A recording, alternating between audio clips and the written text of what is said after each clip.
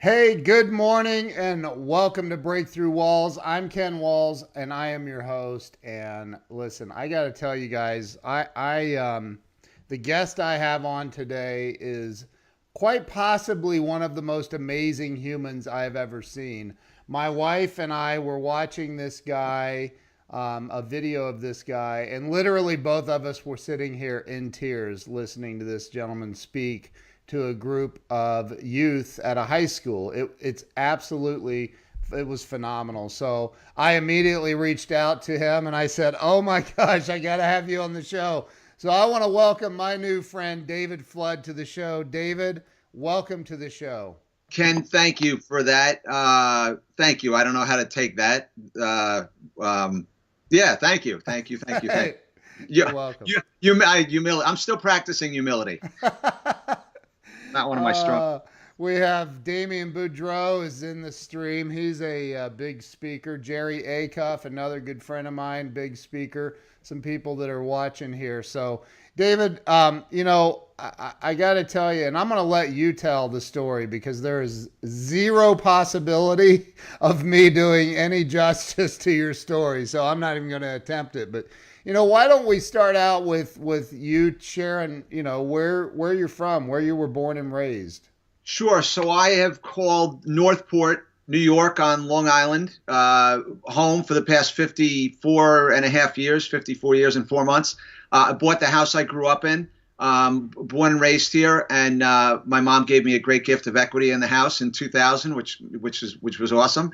And now I am here with my wife, transplanted from the Philippines in 1986. My wife, I met in 1990, and we've been married since 1990. We were married since 1996. She came in 86.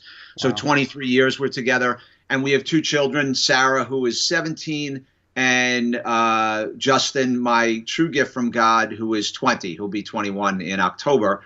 But Northport is home for me, and I think it always will be.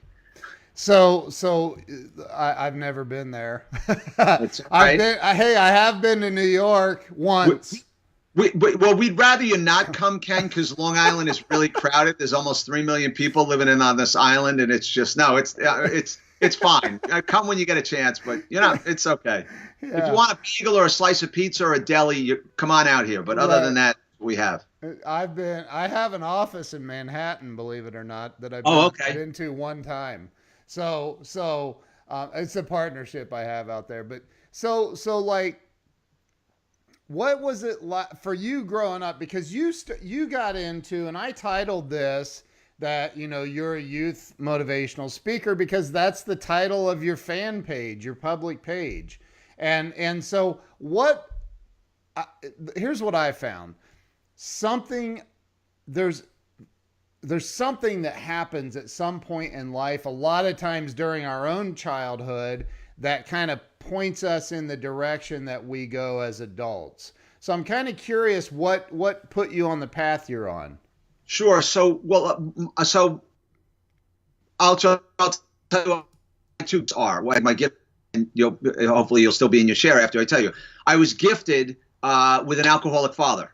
And I didn't realize that was a gift until probably I was in my, late 30s, early 40s, that was a gift because I was learning all of these lessons about forgiveness and compassion that I learned from my mother too, and how she threw him out and then took him back in.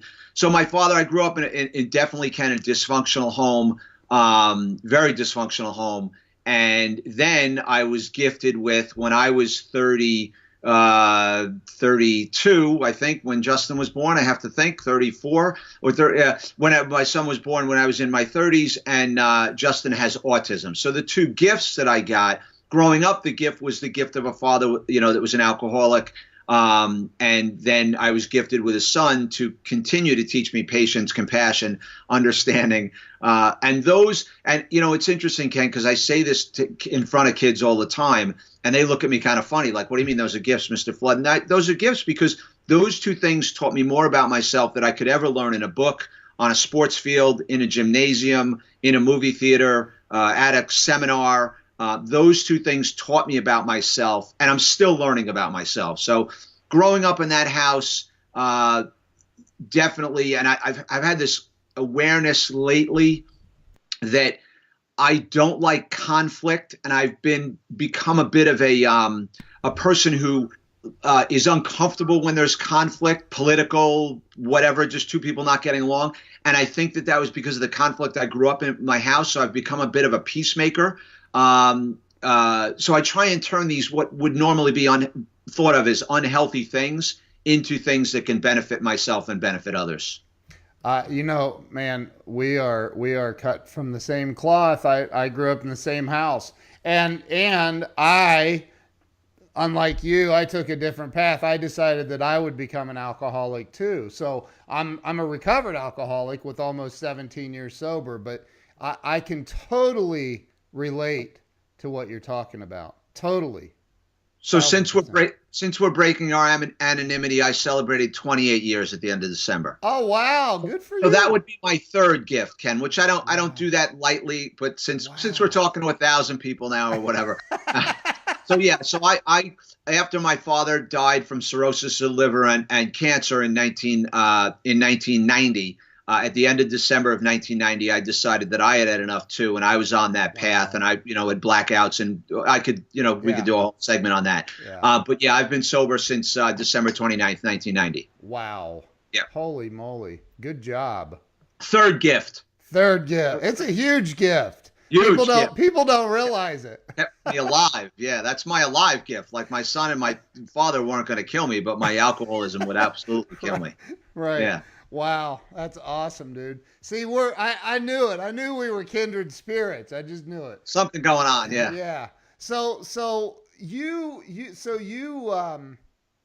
somewhere along the way, I mean, did you, like, I know you're a speaker and you go out and you talk to kids in schools and other things, but do you have a regular job too?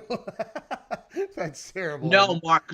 Ken, sorry. So I was speaking part-time for about 3 or 4 years, and then or 5, and then in October of 2000, really the summer of 2015, I decided I was done. I ran an entertainment company for a couple of guys. I was a sales manager. I emceed weddings, bar mitzvahs, corporate events, planned events. I really managed events more than I did go out and work at events. But no, in October, the late summer, early fall of 2015, I went full time. So last year I spoke in somewhere between 100 and 110 schools, gave well over 250 presentations, and was in 34 states. And it's been that way for the past 3 years, 2017, 2018, and then this year, 2019. Yeah. Wow. So, yeah. So you were in sales for a while.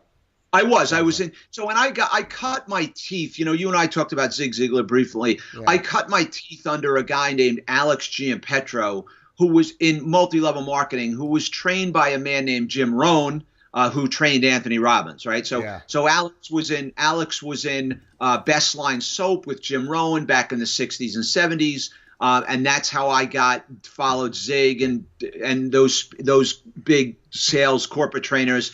And I enjoyed that. And I enjoyed doing sales and being up in front of people. I've been a lecturer in my church for 31 years now, but taking the message out about drug, alcohol, suicide prevention, and about not bullying, but dignity, compassion when it comes to my son, those two things are the things that I'm really passionate about. So what, in your speaking, what are some of the, and normally I talk about, like, well, what was school like for you? What was it like growing up in New York? Yeah, so, Catholic school for 13 years until the college I was in for a year asked me to politely leave. We'd rather you not come back here. because you're drinking or whatever, or Right. you're anyway. So 8 years of parochial grammar school, but again, in a home, in a dysfunctional home, Ken, didn't, I was a smart kid, got away with a lot of stuff because of my grades were good. But then in high school, when I was 14 or 15, my drinking and drug use really took off. But again, I did well in school, and then picked a college from a postcard. Normal kids go away and they look at colleges. Oh, let me go look at this college and visit it. My friend went to look at a college, and then he brought home a postcard and he said, "Hey, Dave, you should go here." And I was like, "Yeah, okay, I'll go there." And I ended up at a college in Rochester for a year, just stupid stuff. Yeah. And then bounced around for a while. What does a great alcoholic do? I went to bartending school, made a tremendous amount of money bartending, Yeah. and didn't drink a lot behind the bar, interestingly enough. But afterwards, all bets were off, and I was off to the races. Yeah. So just, I don't want to say it was a normal home. It was a dysfunctional home, but I played Little League baseball, and we put the Virgin Mary in the window when it was going to rain, like good, Irish Catholics do. And, my mom loved me, and my mom probably saved my life physically, mentally, and spiritually. My mom saved my life 100 times. Wow. So you didn't graduate college? I did not. No, okay. I don't listen to Joel Osteen a lot, but the one thing I know, that one passage that I take away from him is all the prayers that our great-great-grandparents and our great-grandparents and all those prayers that they've put in before have definitely benefited me, Yeah, right. So, no, I didn't graduate college. I got an associate's degree from a small state community college, 2 years of a liberal arts degree, and I got an associate's degree from there. But after that, everything's all self-taught. And I'm in the midst right now of reading 52 books in 52 weeks. Wow. Yeah. I'm up to 18 so far this year. I'm right on target. I think this is the 17th or 18th week of the month, and I'm at 18 weeks now. So that's incredible. That's incredible. I'd like to. My book is only 74 pages, so it's like a 2-hour read. Oh, I'll take that. Thank you, because that'll add to my list. Thank you, Ken. I'll take that. Thank you. So that's an intense goal, and I'm not going to lie, I've really thought about setting that goal, but yeah. I know what kind of a commitment that is, man. That's a huge commitment. They're not all big. Someone sent me a novel, recommended a novel to read, and I'll maybe get to that, but the average book is probably between 200 and 300 pages. I've read some small ones, but and some are two or three were second reads that I hadn't read in years, but they count. So so I'm an 18. Yeah, which I feel good about. Yeah, you should. That's incredible. So are you primarily, when you go out and speak, is it primarily schools only?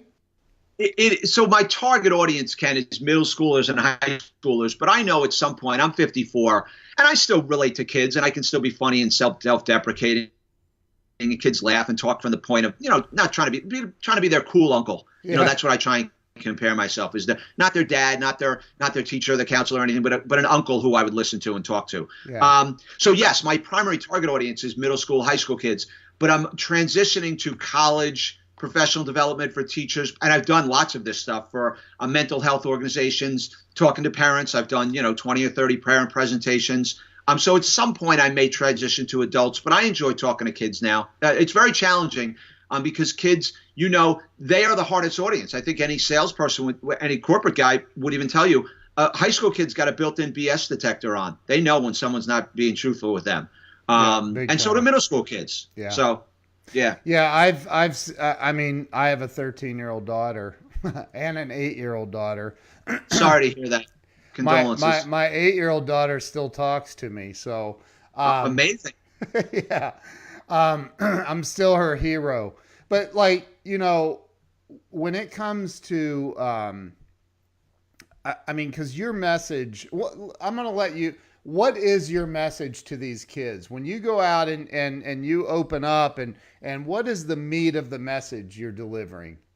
The meat of the message is compassion, is that we're all alike. I call my program Look on the Inside, because we're all alike on the inside.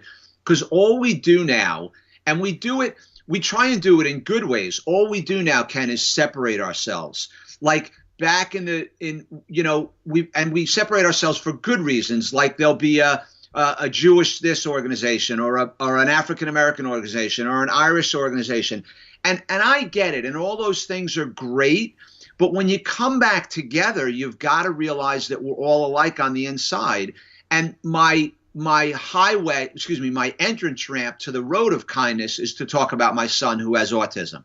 So it's that, and I'm still learning patience with him every day. It's so hard to try and understand someone who doesn't look like you, who doesn't talk like you, walk like you, act like you, wear the same clothes that you do. But you've got to start with that we're all alike on the inside. I mean, if you don't start there, yes, I acknowledge our differences and I acknowledge your uniqueness and my uniqueness. But if we don't acknowledge that we're alike on the inside, how can we ever get along? Wayne Dyer says there's no choosing up sides on a round planet. How can I, and I understand. Well, I don't understand. Religion separates. Yeah. It ends up separating us. I mean, God, I love the Catholic Church, but I take a cafeteria style. Like, sure, I'll take some of that, but no, I don't want any of that. But I'll take. And I'm sure that I've just 20 Catholics have just signed off the podcast right now. Yeah. They're off. They're gone. With this guy lost us. But I joke. They're all laughing because they know what you're talking about. They know it's true, right? Exactly. And it just separates. But I want people to understand we're all alike on the inside. And then the crux of what I talk about, Ken, is I hate to see kids who are struggling in pain, in loneliness, etc. Because I just finished a great book called iGen, right, that talked about how, this is the book right here, talks about how drug abuse, sexual promiscuity, alcohol abuse, and smoking in the past 5 to 7 years are all down. But depression, anxiety, and suicide are all up.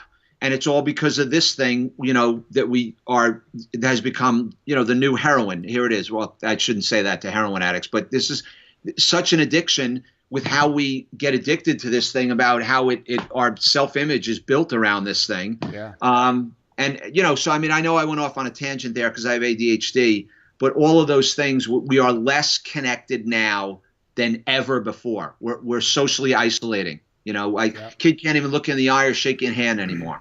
There's something wrong with that. I totally agree with you. And my wife is Catholic, and she said, "Nope, I am with you. Take what works for you."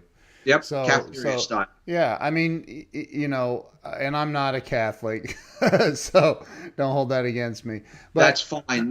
Would never.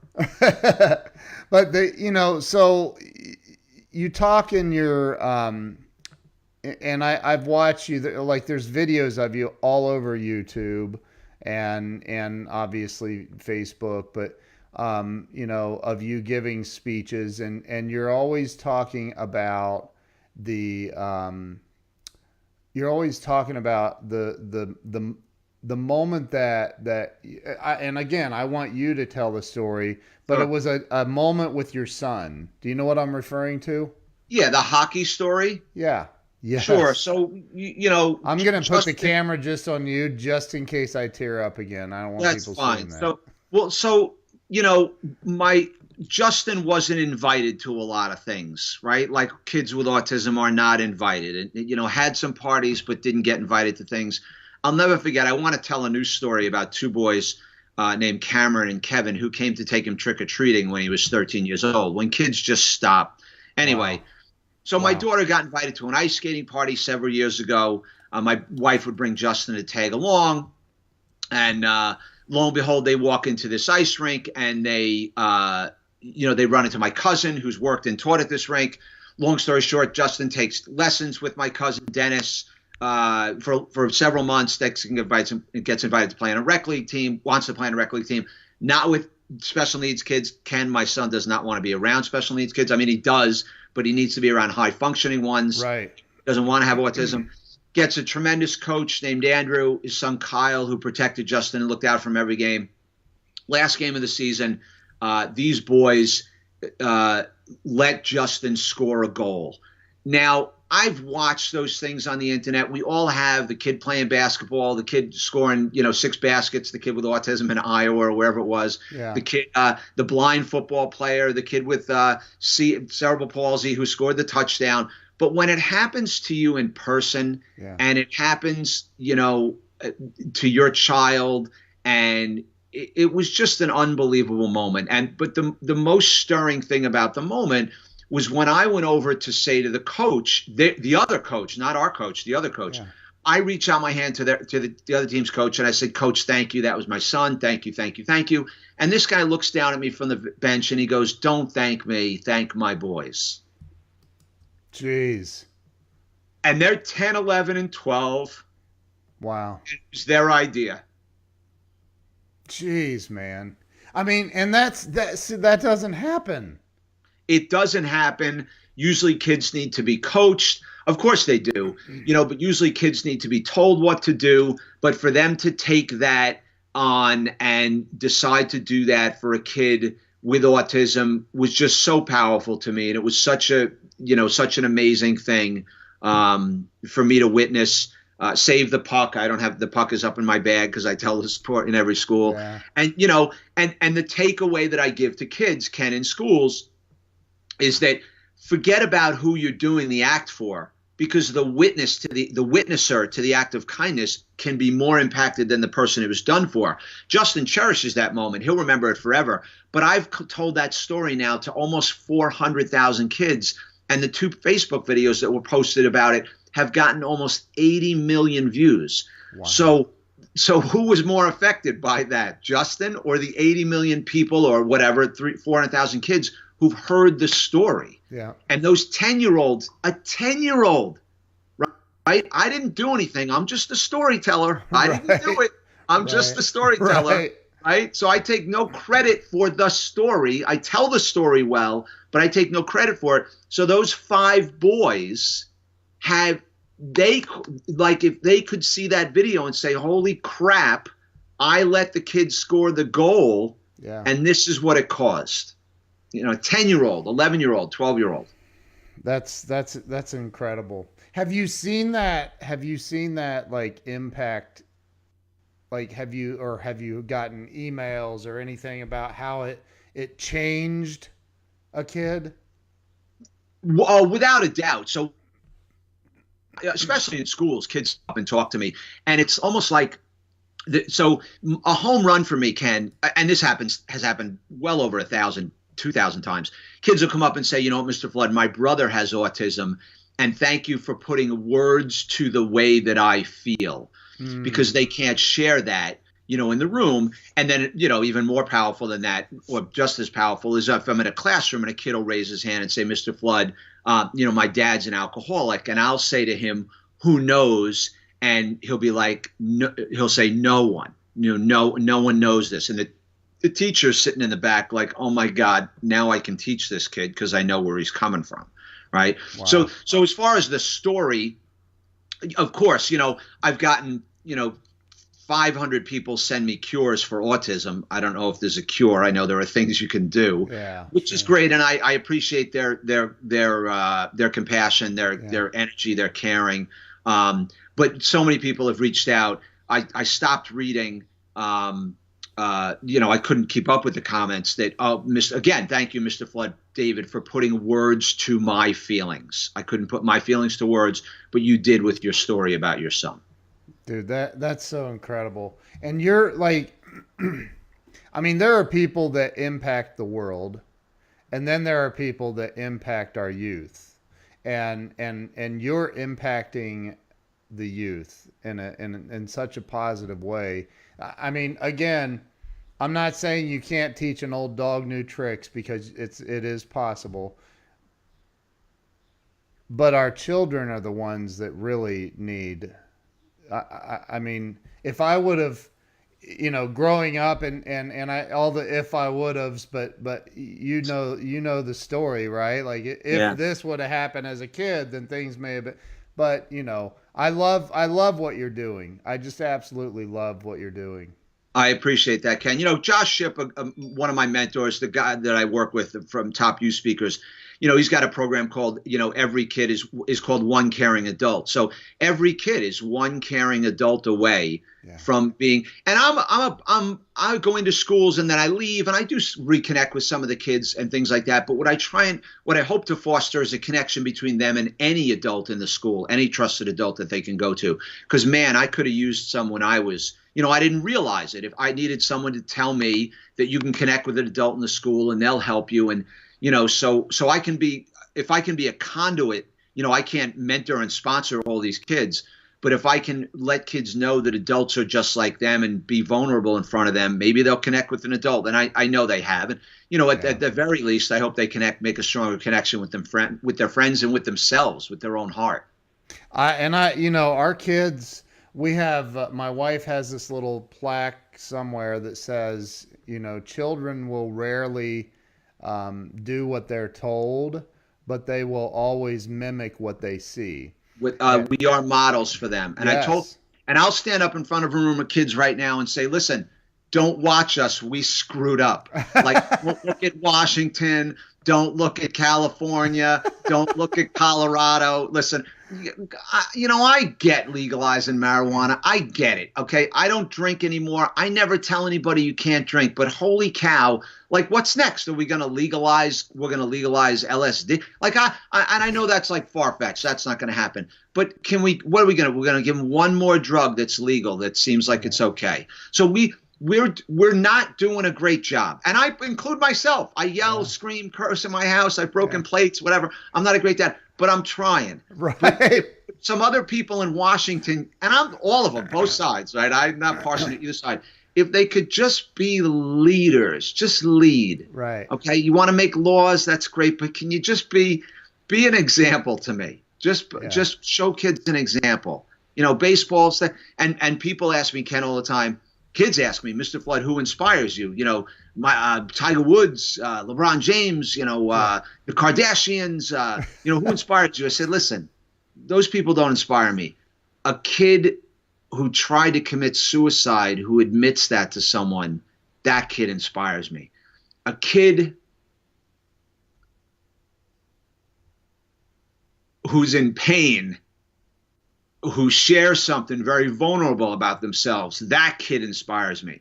And there's different kinds of courage. I get courage, policemen, firemen, people in the military walking into battle. Man, that's courage. Yeah. But there's another kind of courage, the kind of courage that I see in schools every day when a kid raises their hand and shares what's going on with them. That's courage to me too, Ken. So, man,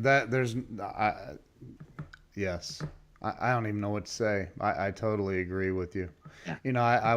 We were talking to my 8-year-old daughter, who's very compassionate young lady. And we were talking about moving to a different school district. And she said, I can't leave my school. And she does not like her school at all.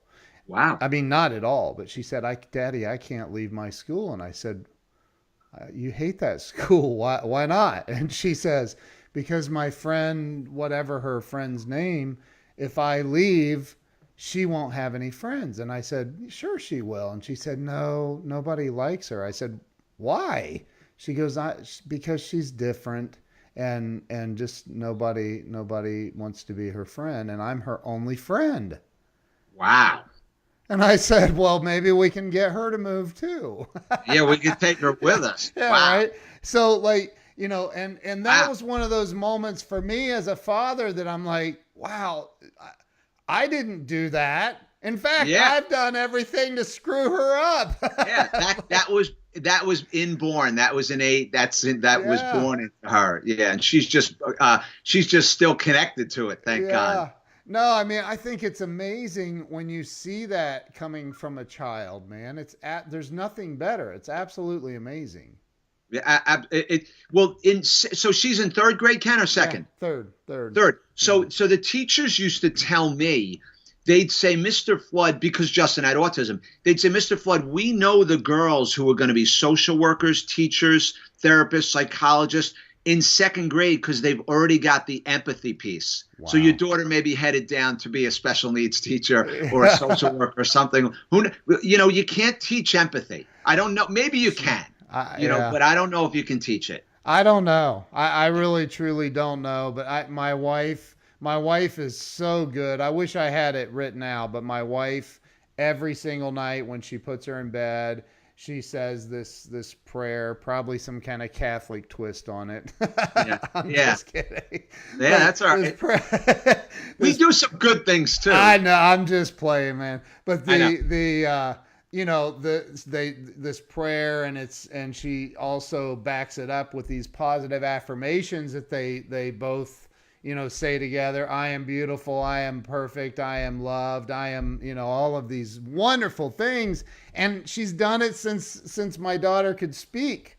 So Wow. like every single night of her life, and I got to give my wife credit. Like my wife is like seriously, she's great with my daughter. She's doing a great job. So and I think that helps facilitate that, don't you? Without a doubt. Yeah, I agree with that 100%. And now I feel like a bad dad, like I haven't been doing that with my kids the past 17 and 20 years. Dude, it's never too late. No, it's not. Old dog, new tricks. You Right. teach a new dog new tricks. Right. So, but I mean, it's one of those things. And honestly, I didn't even know about this until probably 2 years ago, a year and a Wow. half ago. And I overheard it, and I ran up the stairs and I'm listening, and I'm like, oh my gosh, you got to be kidding me. Like, I didn't even know that they did this every night. So I'm a bad dad. Can you do that with me, honey? I want that too. I'll have my wife call you every night. So the, Yeah. I think what you're doing, and again, I don't know how, personally, I don't know how someone makes a living going to schools and speaking. I guess they must fund that. So They do. Corporate would pay a lot more. Schools don't pay a lot. yeah, But they do, and they pay well. And I go in for I'll go into a town for 3 days or so. yeah. So you but you don't go to corporate and all of that. No, I've done very little. I apologize for this phone. It's all I've right. done very little, Ken, of corporate work. I've done some, like I said, some professional development for teachers and things like that. I've spoken to the National Guard a few times. Okay. Yeah. So let me ask you this, and I ask all my guests this question. Number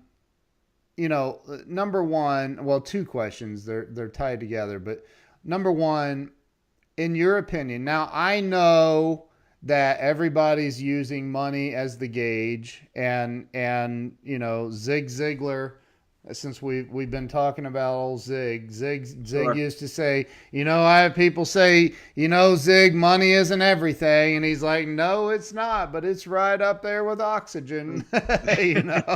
So money is very, very important when it comes to a lot of things in life. Yes. My question for you is, in your experience, what is it that you think that holds most people back from experiencing success financially, on the happiness scale, in every aspect of life? What do you think stops most people? Money or everything, their own thoughts can. I lost you. I lost the odd. Uh, uh, so with everything, money or just general success in life. Just general success in life. So your own sabotaging thoughts, I think. I don't know why we're wired.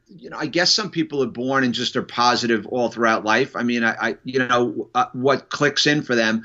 I don't know if Zig or Jim Rohn said it, or I read it.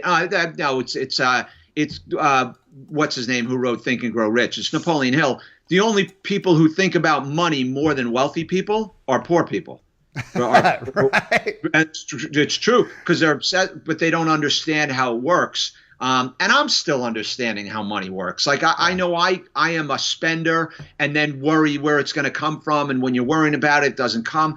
It's the laws of nature are easy to understand and yet hard to what's the word I'm looking for? Easy to understand, but hard to take in, to synthesize. Yeah. Because I read a lot of books. Yeah. Big Wayne Dyer, and all, yeah. I mean, Huge. I put a quote. It's funny. You keep mentioning Wayne. I literally put a quote by Wayne on the name of his book. Change your thoughts, change your life. Change your life. I put that out this morning, and here Yeah. we are talking about him. Yeah, So. just so I think people's own sabotaging thoughts. That's what sabotages me is I'm no good. I'm not a good dad. I'm tired of this. I'm tired of, having to live two lives and take care of my son. He basically he's high functioning, but I still have to, help him do things. Sure. I'm frustrated. I don't want to fight with my wife. I'm still understanding my wife. We have a little bit of a cultural difference, even though she's been here for over 30 years. Yeah. So all those thoughts. So and I'm huge on meditation. Really gets me back to where I need to be. Amen. Because meditation is not for the time that you're meditating. It's so when someone cuts you off on the road in 3 weeks, it's you meditated 3 weeks ago, so you don't have to give them the finger, or someone gives you the finger and you can let that go. But it's not the meditation that morning; it's the meditation that you did a year ago that helps you then. Yeah. So, yeah. Dude, I've meditated every day of my life for the last 15 years. Wow. Every day, every morning, first thing I do. Wow. So, and you can ask my wife. Like we have rules around my meditation. So, I mean, it's the most important thing to me because without it, everything else couldn't be like for me. So we're separate from. It's our separateness, with Yeah. all the reading I've done, and that's again comes back to my thing, Ken, of looking on the inside of people that we're not separate. We're all one. We're all connected. I forget it. I could forget it in an airport when I'm tired and angry at the person who's not being nice to me. This morning I was yelling at someone from Verizon because I had been on the phone with them for 3 weeks, for 3 hours from the Apple store. The Apple store was on the phone, and I'm still angry at somebody on the phone from Verizon because four people didn't get me the answer that I wanted. It took the fifth person to actually say, "Oh, sorry, Mr. Flood, it was just this. We had a block on your phone." Why didn't the first person look that up for me? Anyway, Yeah. But it's that. It's that we're all connected, and if we started there, that we're all alike on the inside, and we're all one, we'd be a lot better off. That guy. I don't know why the person setting off the bombs in Sri Lanka didn't look at those people like they were just like him. Although he's totally lost. To take a life. But even his soul, like, why did his soul incarnate to do that? That's the real question. You want to get into? You've read Neil Donald Walsh? Oh my gosh, love that guy. Yeah. So if you really want to go deep, he's a guy you need to like. It's like, okay, why did that guy's soul? His soul incarnated to blow someone up. Okay, wait, to teach me a lesson about compassion. Like, holy cow, God, what's going on, bro? Right? Like, yeah. This is really confusing. Yeah, it can be sometimes. Yeah. And that's why, I was talking to somebody yesterday. I said, I think that if you can learn to, the Bible talks about Jesus going to the desert and meditating for 40 days and 40 nights. And yet a lot of people don't talk about that. And nope. and I think that it was like, and they say that he went into hell and fought the devil. I'm like, I think that means he went inside and battled what was going on up here, just like we all have that going on. That's exactly what Emmett Fox would say. Yeah, that's exactly what Emmett Fox would say in the Sermon on the Mount. He would say that the kingdom is in your head. The whole universe is in your head. I'm reading Dan Millman's right now, The Way of the Spiritual Warrior. The whole universe is in your head. It really, really is. That's the whole so universe. Funny. I recommended that book to somebody yesterday, dude. Did you really? Well, there you go. Oh my God, this is unreal. Yeah. Like, what the heck's going on here? Have you ever read Emmett Fox, Sermon on the Mount? Yes. Yeah. Okay. Dude. Okay. We're going to reconnect after this too. Yeah, this is crazy. Yeah. And so I here's the thing, man. I think that you've got I love what you're doing. I absolutely love what you're doing. I think, and I would ask you this because this is the final question I always ask everybody, and Mm-hmm. I want to know what your response would be. You know, I've been able to help a lot of people along the way, and a lot of people took advantage of that help, and you know, right? You've had that happen. We all have. Yeah. And I don't live there. I'm just saying, if a guy called you up and he said, "Look, David, I'm screwed. I can't. Like, my car was repoed last week. My electric's being shut off tomorrow. I can't feed my kids. I don't know what to do. Everything I'm trying isn't working. What do I do?" You and I know that if you have a shift right here, right now, you can change everything like that, right? But like, Right. what are you going to say to that guy? What do you say to that guy in that moment to help him have that shift? I would say, what do you need from me? What do you need? What do you need what can I do for you? You know, I'll quote Neil Donald Walsh. What can I do for you to make this moment better for you? And in so doing, make it better for both of us. So I would say, what do you need? What will take care of your problem right now? What can I do for you now? And then moving forward, you're going to need to change, because you attract what you are. You don't attract what you want. You don't attract what you need. You attract what and who you are, because that's all the reading I've done. And I forget that, you know, because I attract some bad people to myself. And I'm like, what the hell? What the hell? Where did this guy come from? Like, really? You know, Yeah. Where did this person come from? Where did this thought come from? So I would say, what can I do for you right now to help you make you feel a little bit better now? But moving forward, you know, you're going to have to change. You know, you're going to have to change. That's awesome, man. So my final question for you're gonna hang up on me for this. I'm kidding, dude. How was it playing the role of the Fonz on Happy Days? So there's one other guy. There's one other guy who calls me Henry Winkler. Although, like, you look just like the guy, man. Yeah, a lot of guys. I have a long face. So I used to bartend. Remember, I told you I used to get Ted Danson a lot when I was behind the bar. That long face, right? Yeah. And, so I get, but I've gotten Henry Winkler. But there's a guy named Rich Keller who I coached for a little while, who's a great speaker out of New Jersey. Yeah. Rich Keller actually calls me the Fonz all the time. Oh, does he? He's all gray now. And you say Fonz to kids, they have no idea. But he's on another show now. I don't know what show he's on. Who Henry Winkler is? Yeah, he's on some where he plays the father or something like that. Okay. Yeah. I'm not sure what it is, but I do get that once in a while. But more, I'd rather take the Ted Danson look like. Right. So. I love it. No, man, you're an incredible human being, and what you're doing. I mean, there's, you know, not every minute of every day, Ken. I'm not like 23 hours, 38 minutes, and 40 seconds. Yes, but the other there's 20 minutes when I lose it every day. But you know, and that's all right. Everybody does. But I think that and the ones that tell you they don't, they'll lie to you about other stuff too. Big time. So, you know, here's the thing.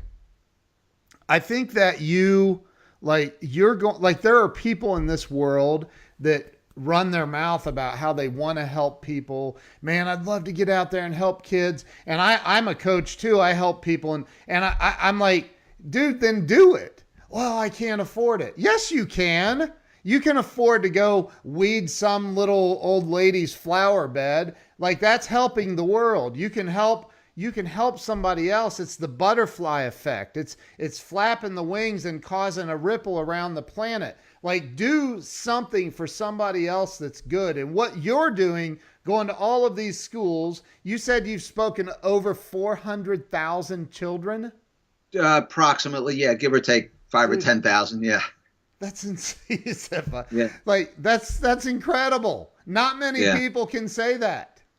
So the other thing I say to kids, Ken, is that back to your point, you know, you want to go have a fundraiser and build a school in Costa Rica, or send money to kids in Nigeria, or rebuild a hurricane damaged house in Puerto Rico. That's amazing. Guess what? There's a kid living across the street from you with special needs. Amen. Who's got no friends. There's a shut-in that lives 1 block away from you, a woman who's got no one, her husband passed away, she's in hospice.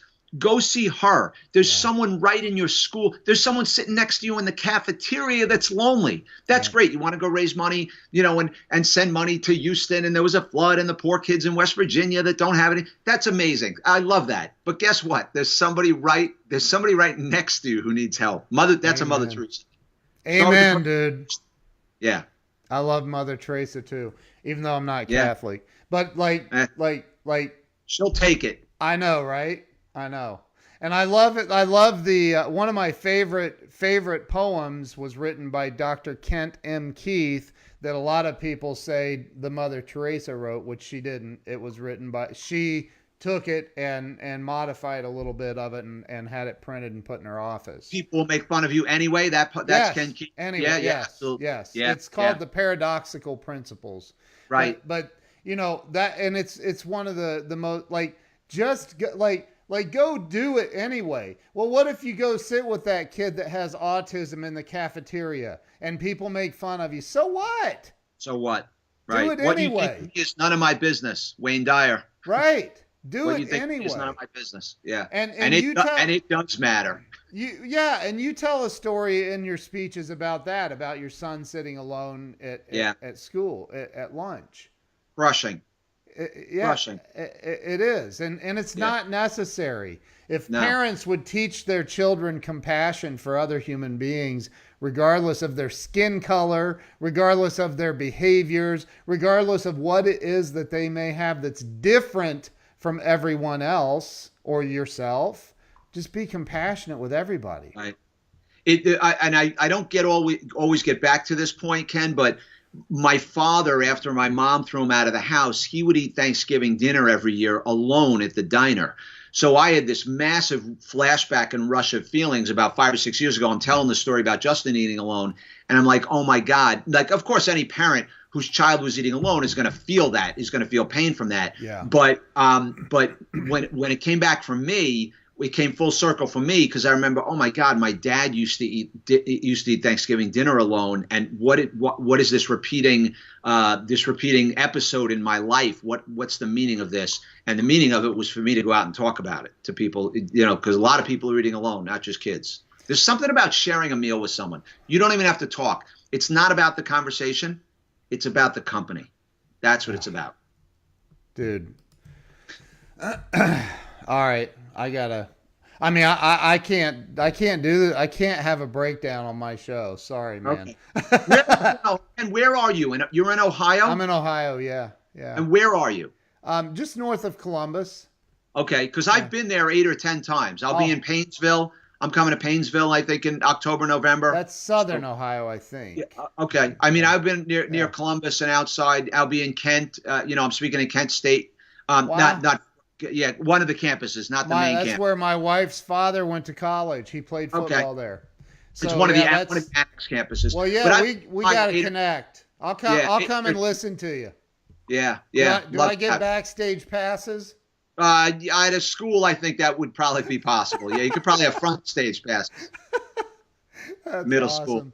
Man, you are. I'm normally at the 5,000 friend limit. I'm sorry in advance, but I'm gonna boot somebody and send you a friend request. We need to be friends. Why you limit your friends? No, Facebook does. You can't. 5,000 is unless you have a business page. What about your business page? No, I have a lot on there. Okay. Yeah. So if you want to listen to my balance, I have 400 conservative friends and 400 liberal friends.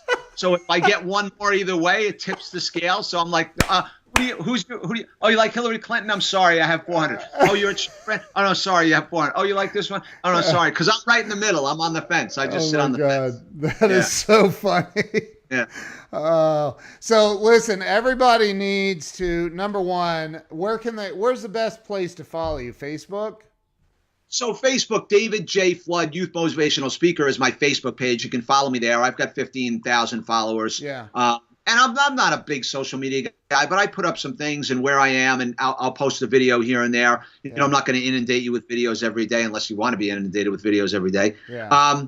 So David J. Flood, my website is davidjflood.com. And then I am with probably definitely the best group of youth speakers in the country, called Top Youth Speakers, run by Josh Shipp out of San Jose, California. So at topyouthspeakers.com, there's 15 or 16 of us, with different topics, different ethnicities, different backgrounds, different stories, talking about everything from online safety to drug and alcohol to my talk on dignity and respect to mental health to parents, professional development. So I'm so proud to be part of Top Youth Speakers. Wow. Wow, my wife's following you. Like people on the stream. I don't know if you're seeing comments, but they love what you're doing, man. Great. What you're doing is phenomenal. It's absolutely. My job is to make people cry, and then I go from there. I always ask kids, "Did you cry? Did you cry? Were you crying?" And they're like, "Oh, it was sad." And I'm like, "It's not meant to be sad. It's meant to be inspirational. It's meant." Maya Angelou, you might not remember what I said, but you'll remember how I made you feel. Yes. So if I can make you feel something, and then act on those feelings. I was watching something the other day, Anthony Robbins, we're all about emotions. It's all about emotion. Passion trumps knowledge. Yeah. You're, dude, so right, man. 1,000%. I love everything that you're doing, and I look forward to becoming friends with you, like real friends. I appreciate that, Ken. Thank you. Yeah, I don't think I have a friend in Ohio. You do now. Yeah, cool. Thank you. My wife too. You have two, and she'll call you and do that affirmation thing with you every night. No, I was talking about her doing it with you when you said that. I meant Daddy, not this guy. You. I meant you. Oh, I was kidding with you. I write that out every day myself. So listen, when's your anniversary? Not your wedding anniversary. When's your August 10th? I'll have 17 years. August 10th, 17 years. Very good. Yeah. Okay. How about you? December 29th, 1990. So it was 28 this past, 28 this past December. That must have been a tough New Year's Eve. Yeah. Well, I was just this black hole in my stomach. Because you know what? My father and I used to call New Year's Eve was a pagan holiday, and it's amateur night. Where are you on September 3rd when I'm drinking? Where were you July 5th? Where were you April 28th? New Year's Eve was like whatever. New Year's Eve wasn't a big deal. I had this guy out in Vegas. I lived out in we moved to Vegas for about 13 months, and this guy used to make fun of me because I didn't drink and wanted me to drink and all that. I'm like, dude, I've spilled more of that shit than you've drank. So awesome. You don't even trust me. You will not like me drunk. I promise you. Well, this is what you say to someone next time. Say, listen, I'm allergic. Yeah. I break out in handcuffs. Right. I've said it. Yeah, it's true, man. So listen, David, thank you so much. I appreciate you coming on. You, sir, you're just, dude, I love what you're doing. You're awesome. Ken, I appreciate you having me on. I'm very grateful. I'm going to stay in my basement office for a few more minutes to let my head go down. Okay. And then I'll go back upstairs and spend time with my son because you've totally blown my ego up. Thank you. Don't hang up on Sky, but thank you. I appreciate you. I thank you I appreciate that I'm appreciated. Thank you. And thank you to everybody who's watched, everyone who shared this out. David's going to send you a free copy of his next book. I'm kidding. I'm kidding. They can download my ebook free at my website. There you go. DavidJFlood.com. Somebody put his website address in the comments, please. So DavidJFlood.com. Follow David on Facebook. His public page is David J. Flood. Youth Motivational Speaker. Youth Motivational Speaker. So thank you so much. I appreciate you coming on and taking the time. Thank you, Ken. Thank you, guests. All right. Thank you. All right. Bye-bye.